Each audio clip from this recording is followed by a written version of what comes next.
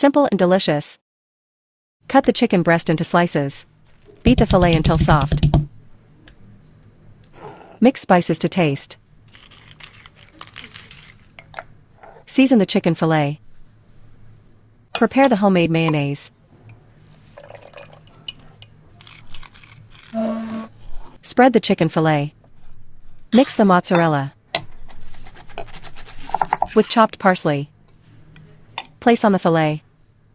Make rolls. Cut the potatoes into slices. Season to taste. Place the rolls on top of the potatoes, sprinkle with spices, brush with sauce, bake for 30 minutes. Sprinkle with cheese, bake for another 15 minutes.